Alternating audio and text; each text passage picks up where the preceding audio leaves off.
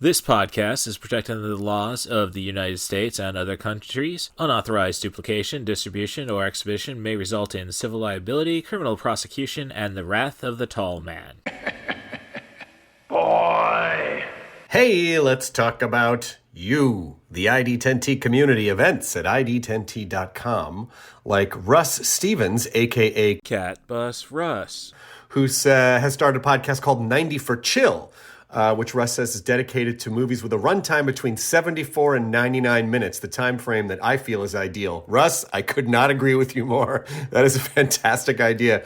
Russ goes on to say there are times you need a cinematic fix but don't have time for the latest Scorsese masterpiece or offering from a comic book universe. There's also times when you need a conclusion to prevent a binge costing you a whole night. My guests and I try to follow these guidelines as we chat up features that are definitely worth your time and are beyond easy to make time for. 90 for Chill, the podcast, can be found on all major podcast platforms at 90forchill.com, and that's spelling out 90, Ninety, 4 FOR, chill. So there you go. Thank you so much for sharing, Russ. Really great idea for a podcast. Events at ID10T.com for everyone else. This letter comes from Stuart Wilkerson of Owings Mills, Maryland, and it's very relevant to what we do. Okay, always try to be relevant. What does that even mean? All right. Read it. Dear Joe Bob, I've been a horror fan all my life. I'm 46, but I've only recently started hearing the term elevated horror. What makes something elevated? I think I know what they mean, but I'm not sure. Love the show. Stuart Wilkerson. Okay, Stuart. Elevated horror is a subgenre of horror that comprises horror films that take place at altitudes higher than 1,000 feet.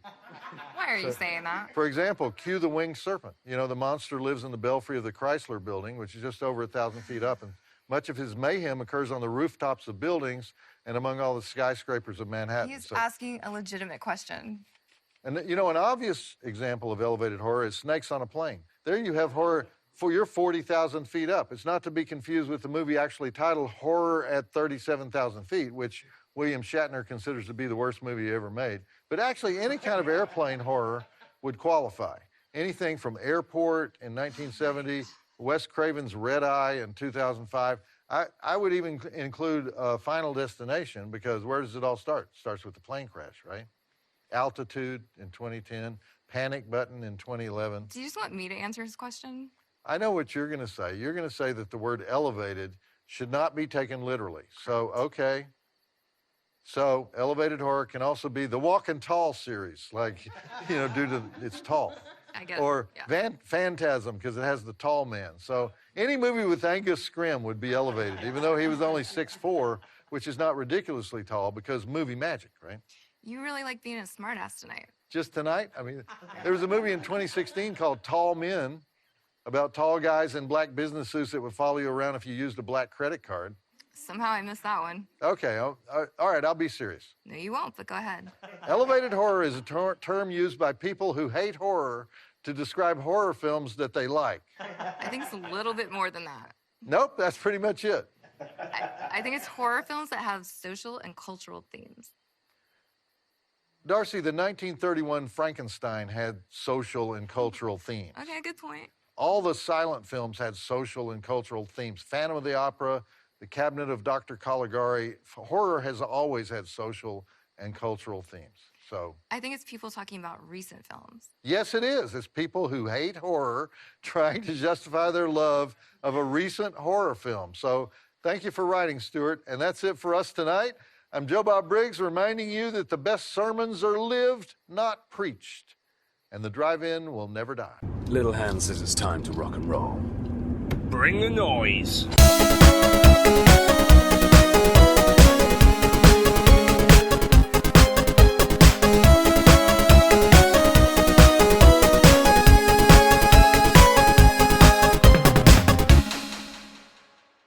Thank you for checking out this bonus episode of I Dig Crazy Flicks with Cat Bus Russ. I am your host, Cat Bus Russ, and it's a bonus because I'm just winding down from day 2 at GalaxyCon Des Moines. It was a couple of panels today. My 90 for Chill, the podcast, or 90 for Chill, the panel in this case, and the A24 panel, hosted by Jess McCord of Skies of Fortune Tabletop Game, And yeah, kept me busy there. And otherwise, though, I kind of got to the show late. I should have stuck around for speed friending, but hey, I'm almost out of my Iowa edition buttons for I Dig Crazy Flicks, so perhaps it wasn't meant to be. Maybe I'll just take it easy tomorrow morning. I'm actually, going to consider just heading back home, I suppose, even. Why do I want to pay parking? And there are some interesting things going on, but, I got to see Barry Bostwick do his, I've never seen him do a solo panel, but he's a lot like, at least from what I gathered, when he did a panel with Susan Sarandon back during the SAG-AFTRA strike at Fan Expo, and how he's like, he's old. What can I say? So he wasn't, too big on questions, what have you, or, it's just like, oh, I gotta think and be on the fly. So, I don't know. I'm always curious about the wrestling panels they have. They have David Hart or Gangrel, and Nick Nemeth probably will always be remembered as Dolph Ziggler. And, I don't know, Gangrel sounds interesting, whether he's doing it with Nick Nemeth, and Nick Nemeth is an interesting character, but I don't know if I really give two poops about his opinions. I know he's a Trumper, so it doesn't help him. And otherwise nothing too major standing out. Maybe I should try to keep track of my friend Darby Harn. We did the Last Jedi panel back at Indiana Comic Convention, and I ran into him on the artist floor and found out that he had a Superman panel he was doing, The Humanity of Superman, kind of inspired by the new James Gunn feature. And it was just a nice little quick, hey, how are you? And then, I just say, hey, I got to this con, I got to this con, I got to this con. He's curious about ATL Comic Convention, and we both said, oh, geez, yeah, that's an easier one than Dragon Con. Still intimidated by that idea. So, after that, though, I figured his panel for that was going to be at 7:15, and, I'm a friend, so I was going to check it out. I was going to have to duck out early for Jess McCord's A24 panel that I was a part of. And it was funny. I did check out the panel, and then he's got had a fair-sized crowd, and he had brought in a good friend of his he grew up with to, kind of reluctantly be a panelist. And he saw me there, and he asked, hey, do you want to join in? And it's like, oh, no, I got a heart out. But I got to give my insights. I think he's a little more open to the...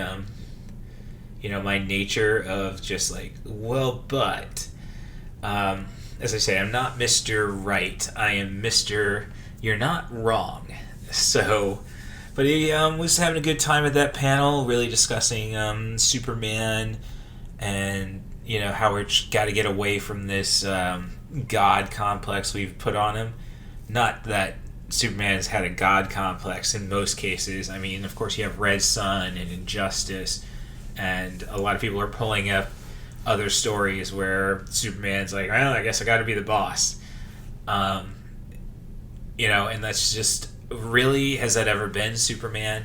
I was kind of tempted to go and bring a lot more Homelander comparisons. But by that point, I had to skip out. But thank you, Darby, for for putting on a good panel. And I'm glad if I was able to help. So...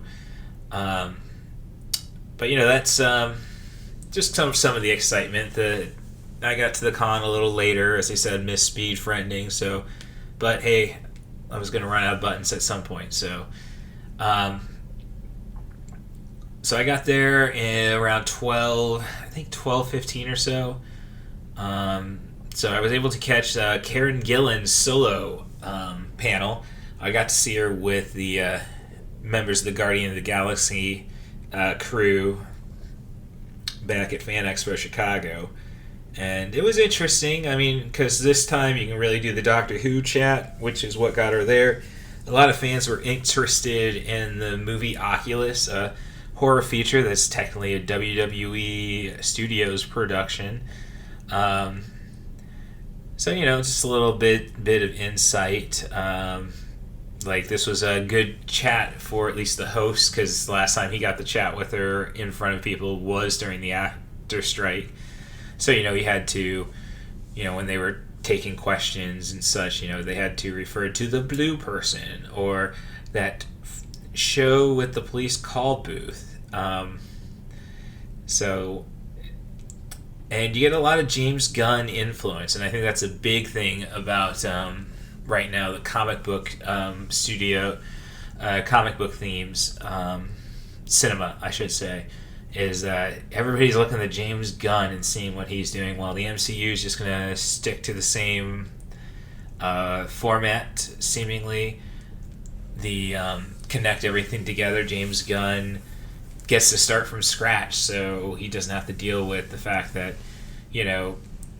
his characters don't have to play, think about what they're going to do when they finally meet Tony Stark.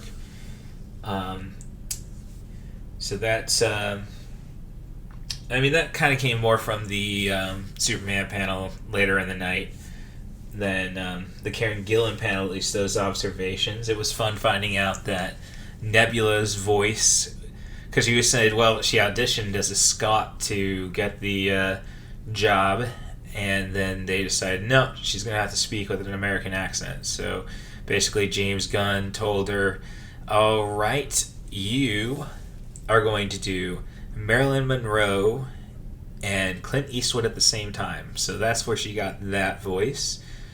We do know there's another Jumanji movie coming. She couldn't necessarily say that everybody was attached, but she kind of said everybody was attached.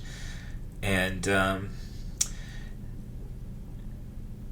just trying to make sure I get my notes ready for further Palm. Okay. And she had questions like, when it came to the Doctor Who stuff, it was fascinating how she got that job. I'm not going to question that, but I'm not really a Doctor Who fan. When it came to Oculus questions, she was just joking about how they had to try to keep a light environment because there were kids involved in that horror movie.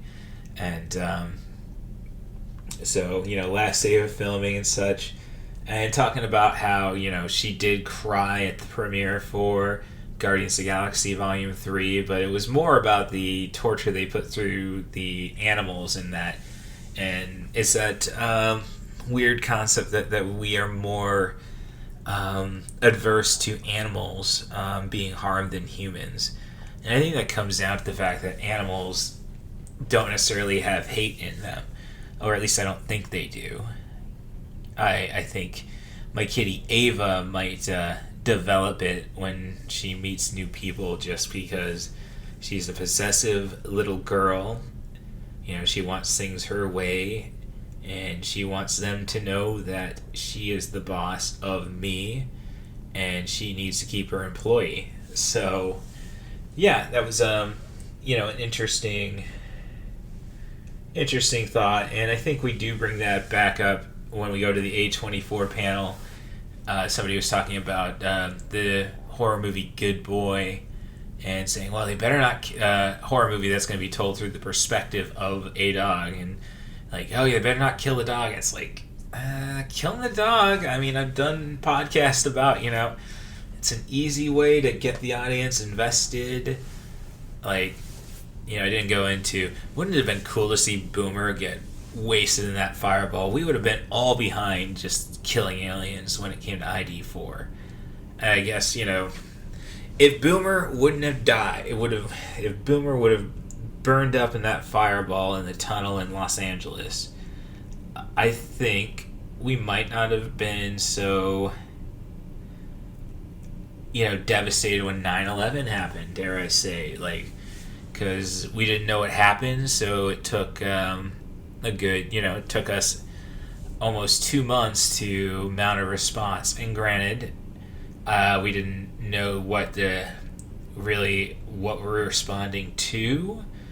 I said when 9/11 happened. I was at junior college, first time around, and it was my film 110 class, and we're just saying, well, what about this? What about that? What is... And it's like, look, if we declare a war in 48 hours, I'm enlisting.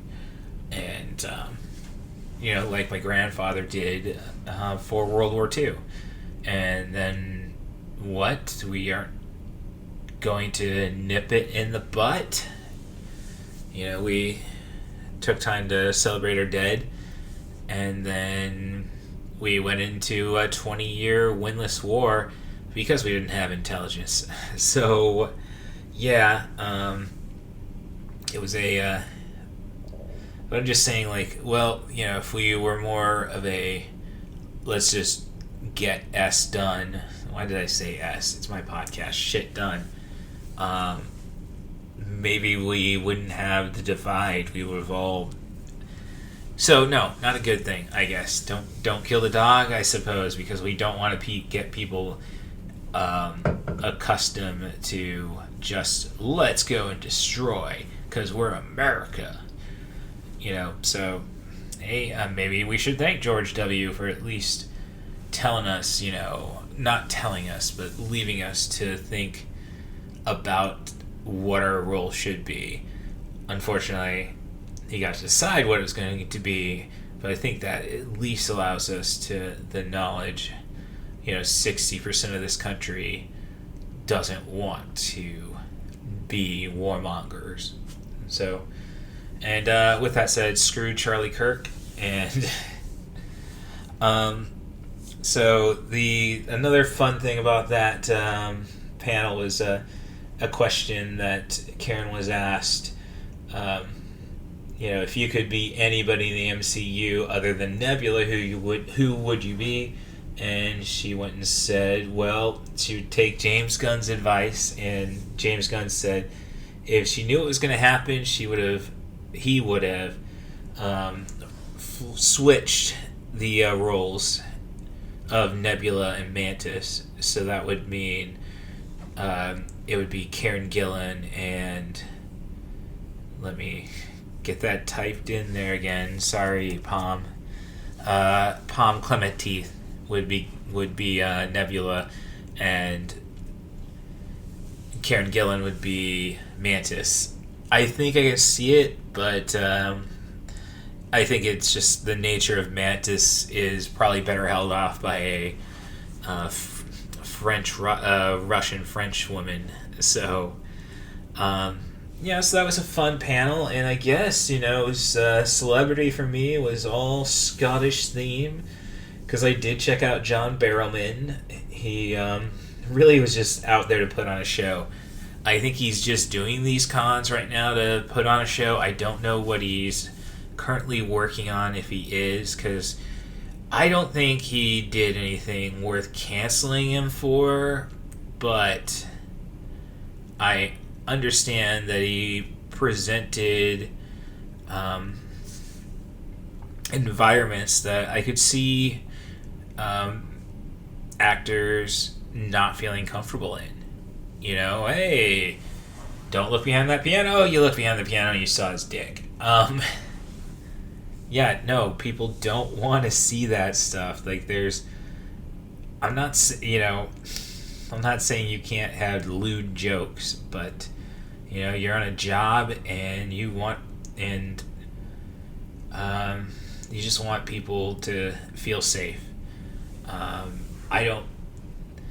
I would say, again, I don't think he should have been canceled for it, because it's really easy to learn from. And hell, I've made a lewd joke before, and I was disciplined, and I was better off for it. Now, it's one of those like, well, and I had it in the job interview, well, that happened, then would you wish it wouldn't have happened? And it's like, you got to learn from your failures. So I wouldn't change anything, is what I would basically say.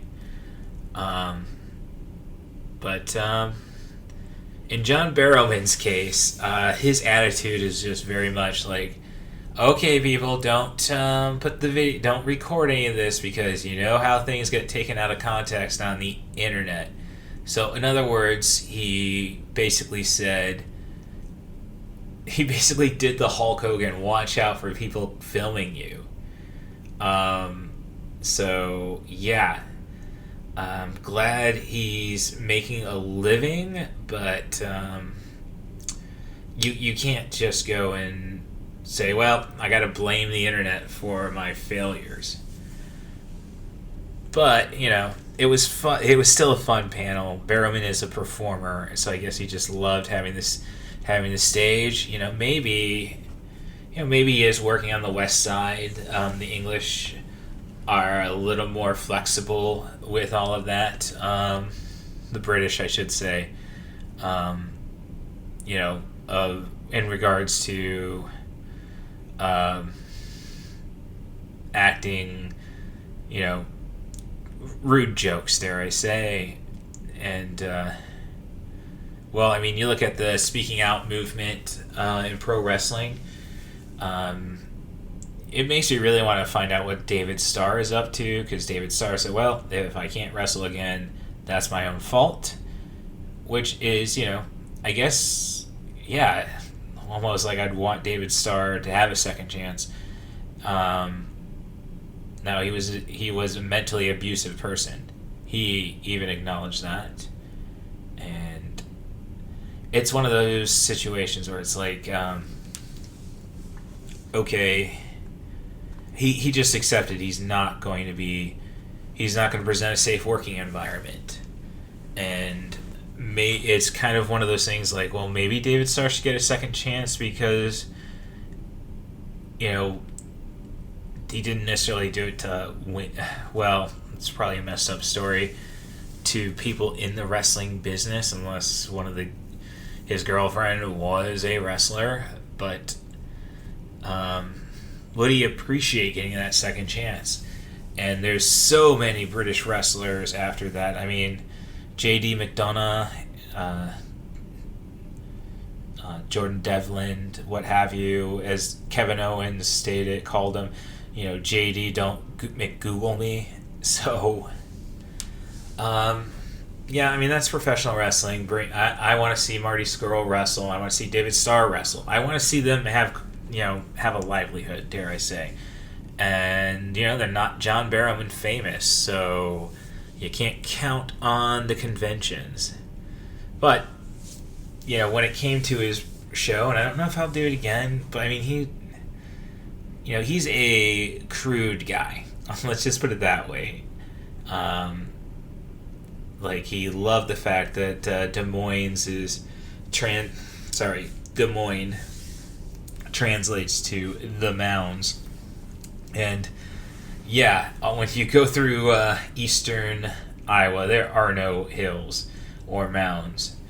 And basically he was just pointing out women with great mounds. That's just his type of humor. He's a cheeky Brit. And, I guess that will kill your American career. But, they just don't understand the humor, dare I say. So, as I say, he's a bitter twat in regards to not actually being able to go and act. But, or he's just trying to roll with the punches. But, dude, I would just go and clean my act up. Do a fine apology tour. If you're going to fall back on the cons anyhow. Because it feels like Rob Schneider stuff. Except, it feels like a classic thing, I think, is that people are only as liberal until they get what they want. John Barrowman's happily married to his husband, Scott. And, he's got his dogs. So, he's already got everything he could want. So, why waste your time, I guess? Further advocating for inclusion and compassion. He's in Britain, so guns aren't a big thing over there, but he's anti-Scottish independence. So, owns 13 cars, or he had 13 cars at one point, enough that he would rent them out to Torchwood, the series that I did not realize is an acronym for Doctor Who. But when he was living in Cardiff, the city council said, you can't run a car dealership on a private property. And he's like, no, I just own 13 cars because I can. Bugger off. And that's a nicer way of saying what he said. I do appreciate the fact, though, he had fun with the C word. And that's something that, kind of a theme for me. So, John Barrowman's panel was after we did, I did Crazy Flicks Presents 90 for Chill, the panel, which I did with Jess McCord, and he was great. He's more of a horror hound, and our audience was bigger than, it was about the same, I'd say bigger than it was for 1985 Triple Threat match, and it was just great having him there, so I wasn't just, okay, and what do you think? And, not a lot of thoughts. But it's really all about finding the right topic, because the A24 panel was packed virtually. So, I just gotta keep my fingers on the pulse, dare I say. I might have to go and just get my buddy James Slender, I guess we're doing an anime podcast now. Or, guess I gotta get around to find a way to make a claim on K-pop Demon Hunters after this year concludes, because, do we really want to celebrate 41 years of 1985? Despite we did 41 years of The Crow. So, tomato, what can I say? But, Barrowman, a lot of fun stories, like trying to rescue a cat who ended up not needing rescuing. Had to thrown it in his bedroom. It was a one-eyed cat just wandering this street. Acting like, oh, I need help. So Barrowman dragged him through in the bedroom and all right, well, we'll take care of this.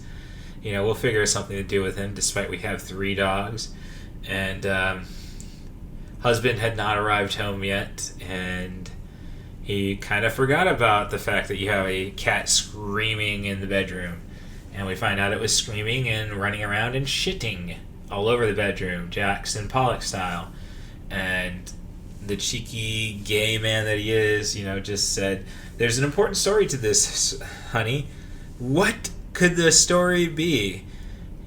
Don't rescue things. No, don't let pussy into our bedroom. So, great stories from the guy. So almost now I say that, maybe I should check out the Pauly Shore panel, which I did not. That was on Friday. Bollocks to Pauly Shore. My personal opinion, I've got a rivalry with him after I kind of ran him out of Big Al's back in the day. So,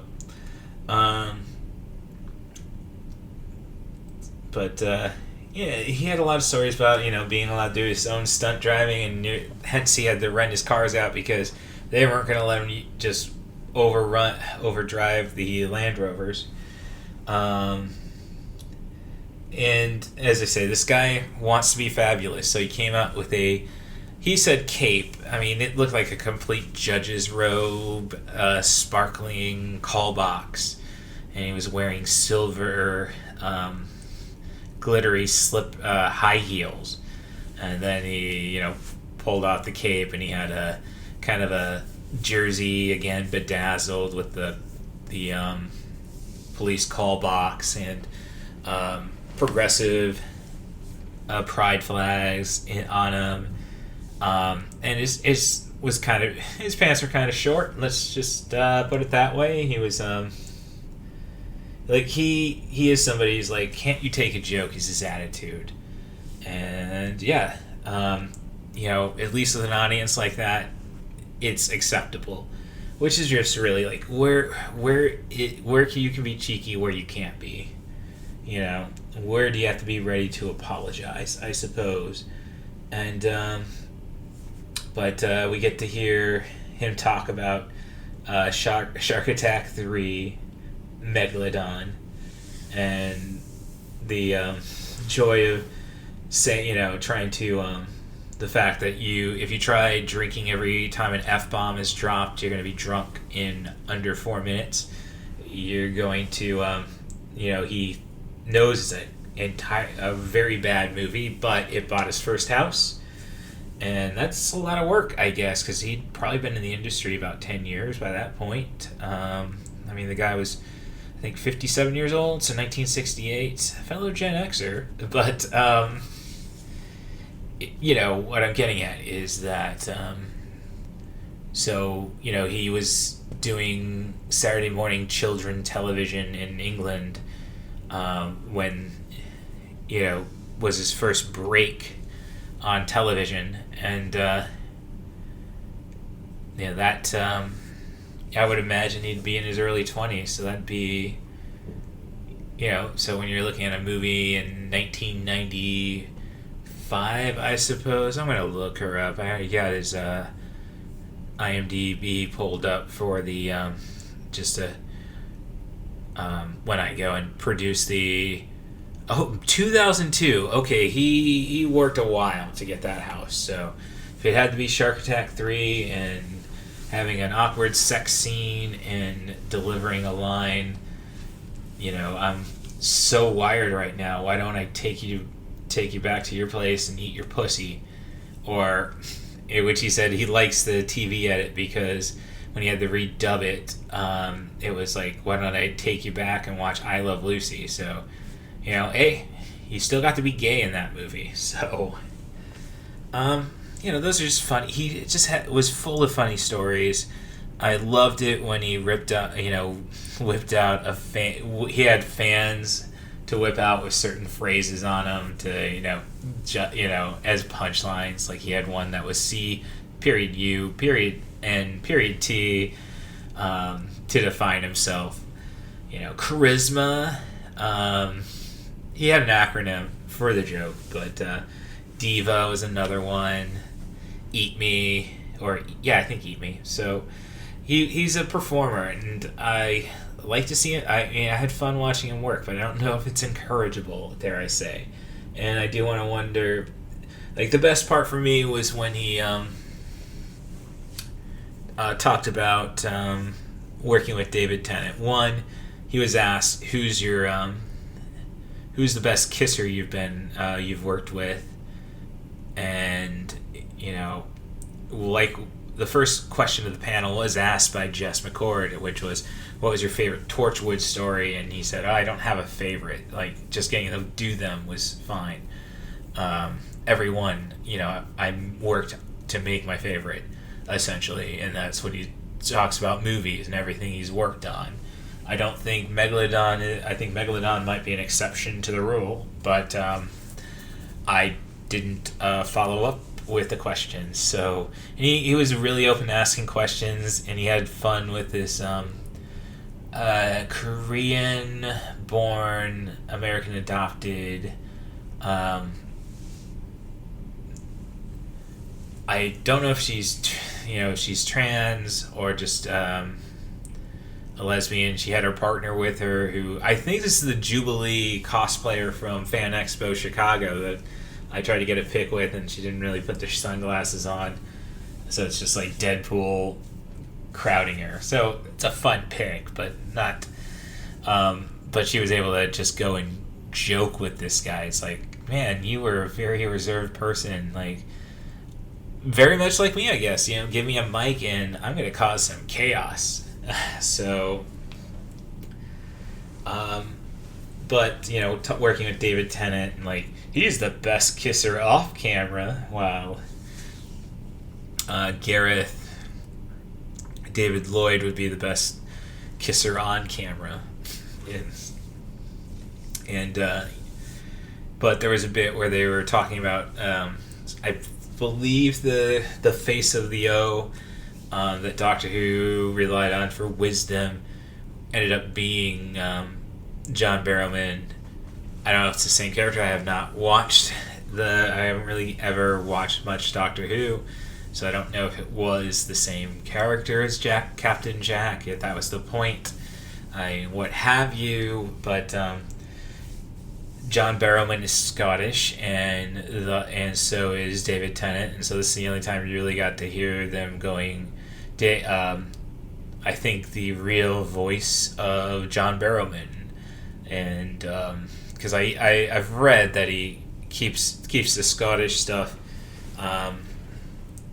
private, so he can private for his persona, and is very much a at home a man with a Scottish brogue.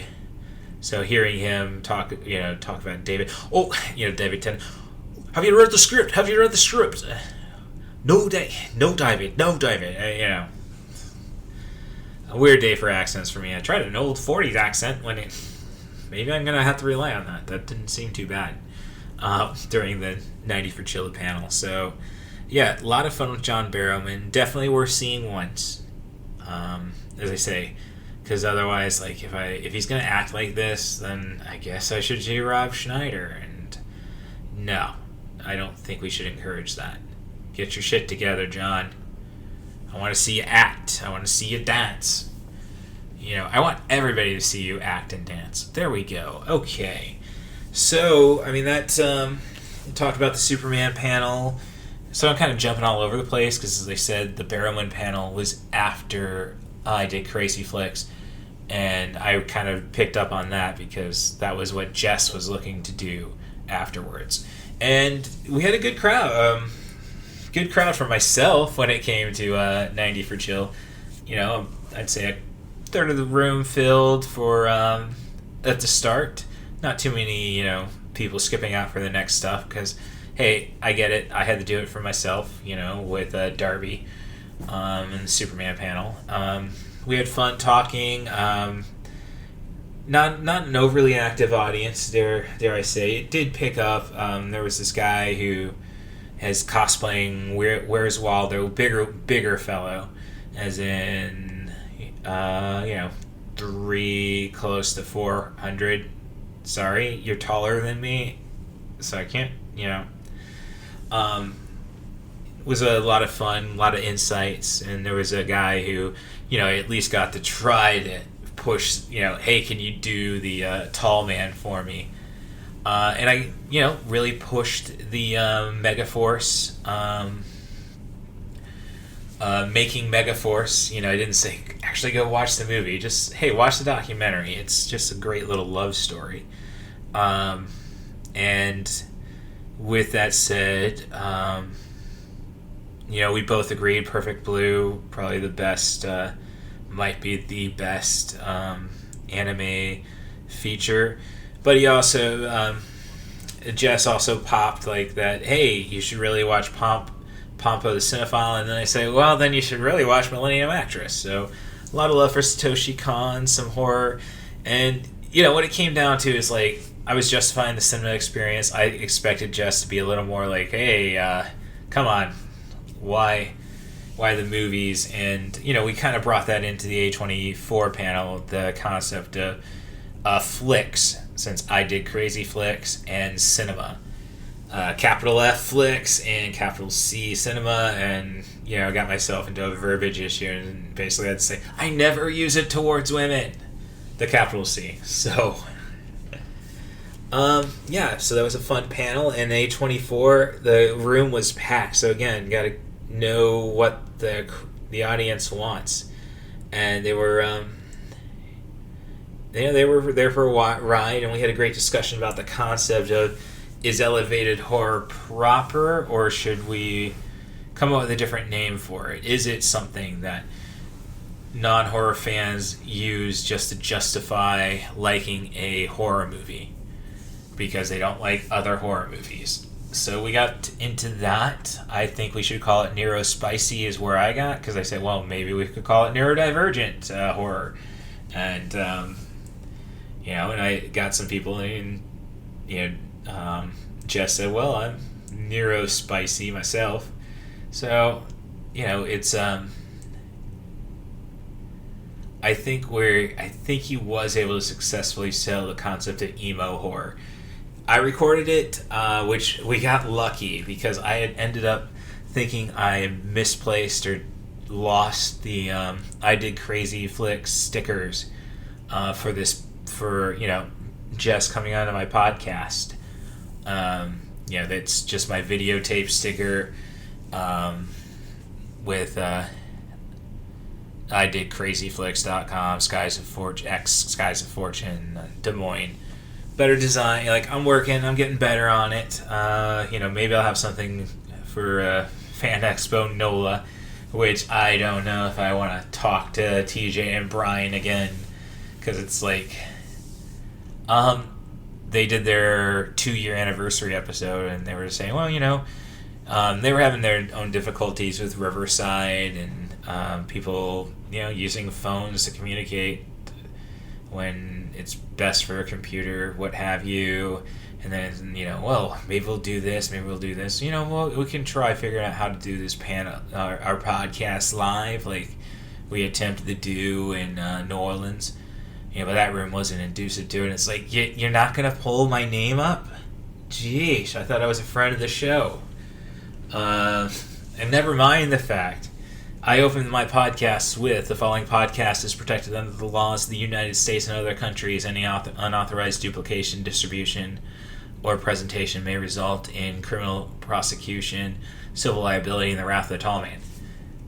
I think, they took the audio and they went and released it on their feed. So, yeah, you know what? I'm an LLC. Maybe I got a suit. Maybe this is the answer to all of my financial struggles.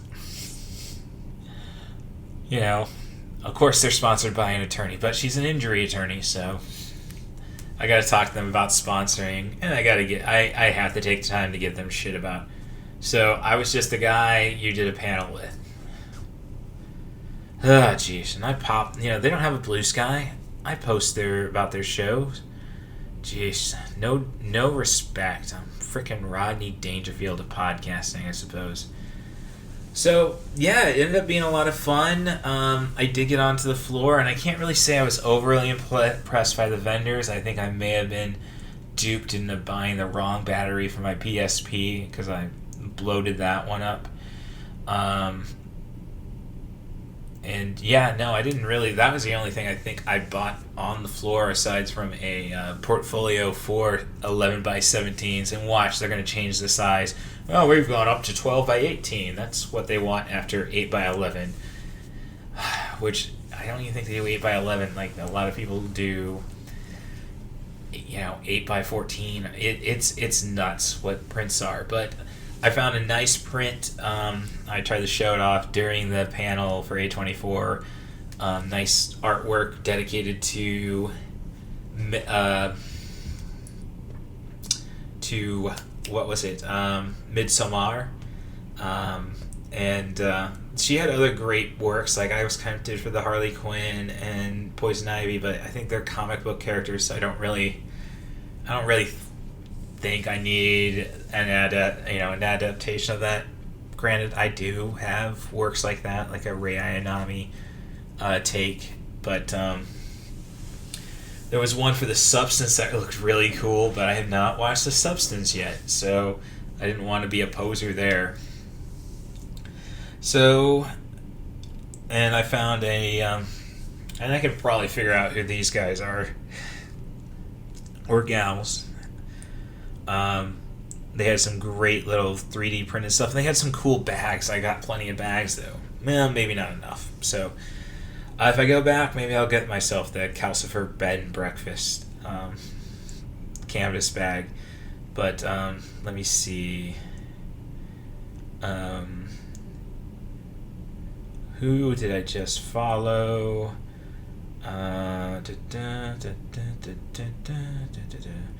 Following. Twisted Plot Design Lab, twistedplot.designlab on Instagram. Yeah, they had some really cool stuff, and I'm glad, because I kind of felt awkward, not like, maybe did I talk about myself too much when I got reacquainted with Darby on the floor on the Artist Alley, and I think it all ended up working out well. And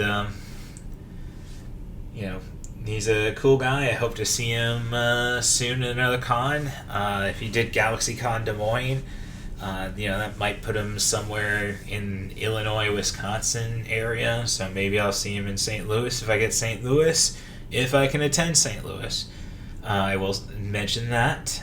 So, cool meeting some friends. And as I say, vendors weren't overly impressed. I'm trying to find something nice for my nieces right now. Little luck. It's weird having a niece who's into Mewtwo and she's 4, so but I figure once she sees what Mewtwo can do, she's gonna get scared off. Like, she had a fascination with sharks. Baby sharks are cute, or baby shark is cute. My little brother took her to the shark exhibit they had at the Peoria Riverfront Museum, and the teeth might have been a little much. So, so I was a little disappointed that I couldn't find anything really cool there. I mean, I got some video games that are gonna go for buku dollars.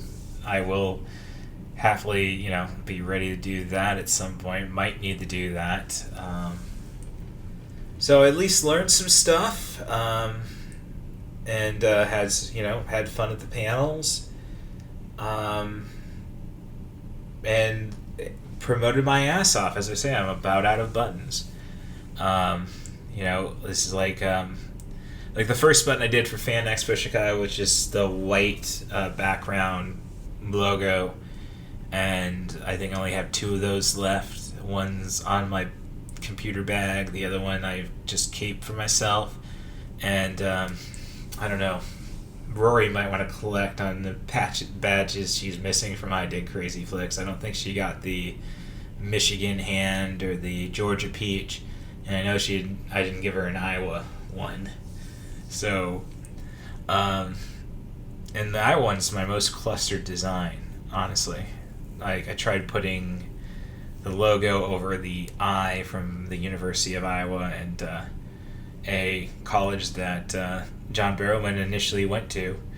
And then that ended up getting him his break, and then from his break he was offered to work for Disney, say at their parks, and he turned them down, and they said that was the best thing he could have done, because 9 times out of 10, if you got the balls to turn down Disney, you're going to be fine.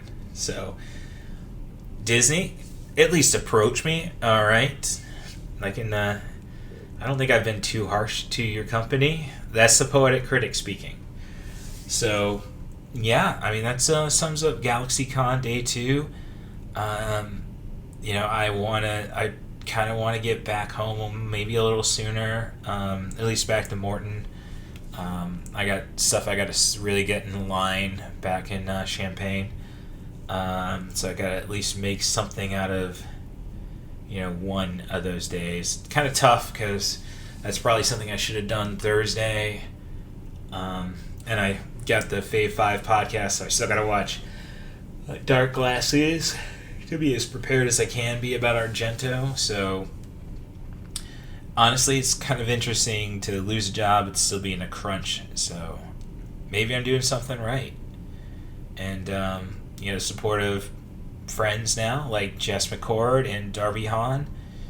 Darby Harn,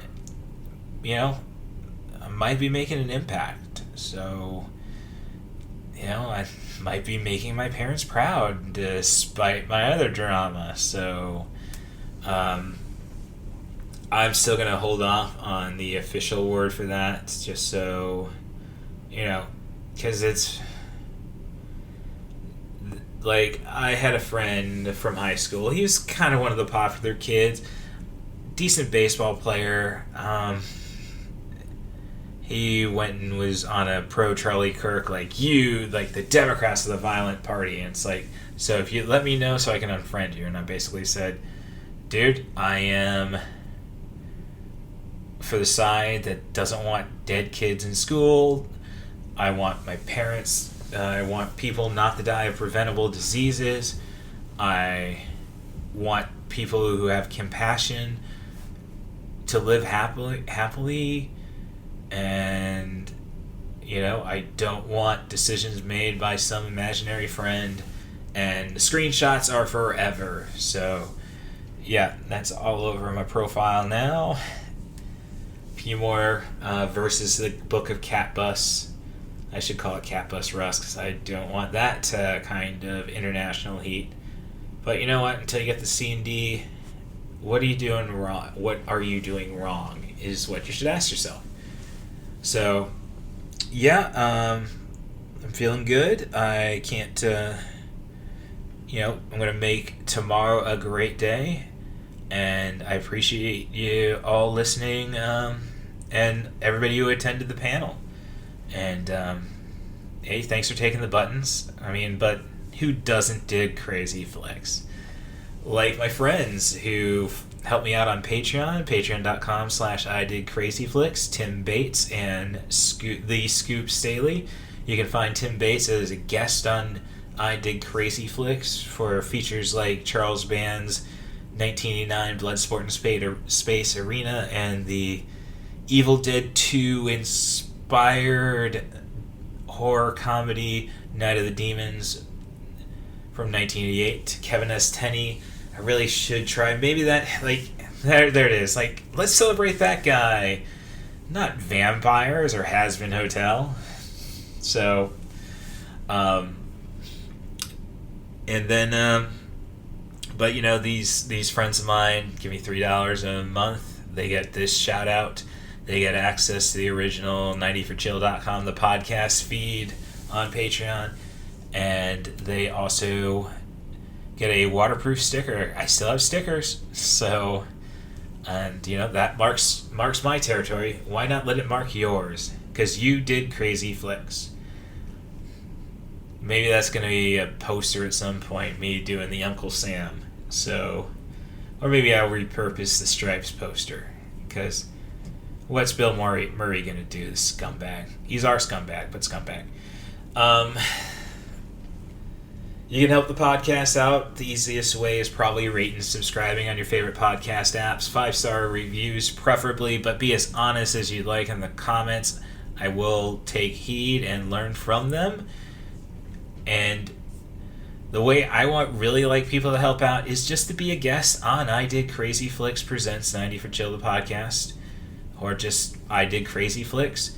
As long as the movie is bonkers, gets off the wall, out of this world, I'll happily chat about it. But if you got something a little more mellow, hey, I like mellow movies. My favorite movie is Trainspotting, which you could say, well, that's not necessarily mellow. Well, it's kind of grounded in reality, at least. As long as it's between 70 and 100 minutes, I'll talk about anything. Crazy movies, no limits. Stuff you saw in IFC back in the day, maybe a few little limits.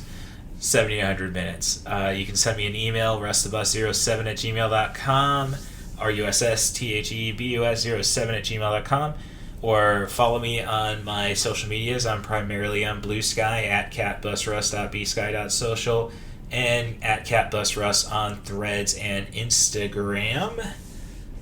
Whew. Yeah, I'm getting a little tired now. It's about 12:30. Yeah, that pizza might be kicking in.